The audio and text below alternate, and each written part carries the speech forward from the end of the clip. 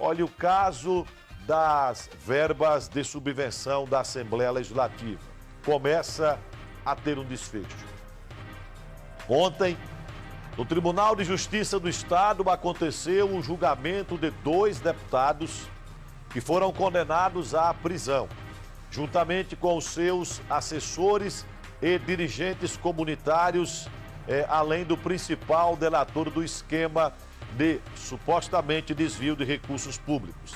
Sentaram no banco dos réus os deputados Augusto Bezerra e Paulo Ragenberg Filho, além de Nolé Feitosa, Clarice Jovelina, Alessandra Maria, Ana Cristina Varela. Você acompanha agora reportagem especial na tela da TV dos Sergipanos. A retomada do julgamento aconteceu com um desembargador que pediu vistas no dia 11 de abril, o Alberto Romeu. O desembargador, no voto dele, reduziu a pena indicada pelo relator. Já o desembargador José dos Anjos, que veio em seguida, também reduziu as penas no voto dele a regime semiaberto, mas divergiu do colega na situação de cumprimento da pena somente depois de recorrer a todas as instâncias. Diante desses 2 votos, a defesa dos réus demonstra satisfação, especialmente em relação à condição de prisão em regime semiaberto. Em tese, na verdade, a responsabilidade criminal das minhas clientes deveria ser minorada.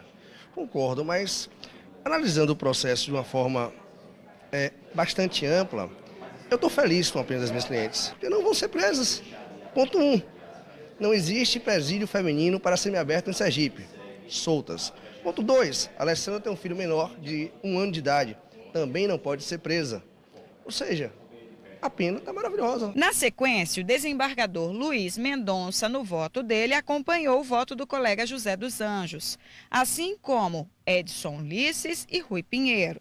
Depois, houve a confirmação dos votos do desembargador relator Roberto Porto pela condenação de 6 dos 10 réus, inclusive os deputados estaduais, pelos crimes de peculato e lavagem de dinheiro, e confirmaram o entendimento com o relator os desembargadores Diógenes Barreto, Ricardo Múcio, Elvira Maria, Yolanda Guimarães e Osório Ramos.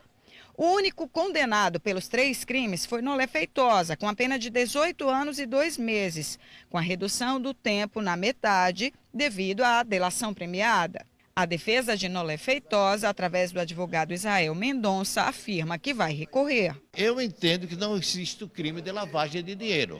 Eu vou recorrer, entendeu, para o Superior Tribunal de Justiça e todas as fases de recursos eu vou fazer. Por 6 votos a 5, prevalece a decisão do desembargador relator Roberto Porto, com a condenação de 6 dos 10 réus pelos crimes de lavagem de dinheiro e organização criminosa.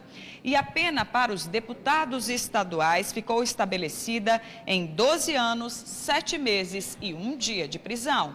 A defesa irá interpor os embargos de declaração, que há visto algumas contradições e obscuridades e omissões nessa decisão.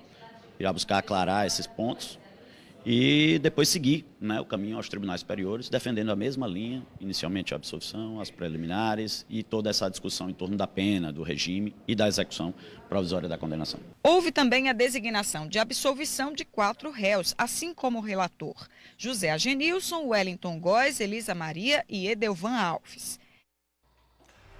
Bom, 6 horas e 12 minutos, agora 6h12. Atenção!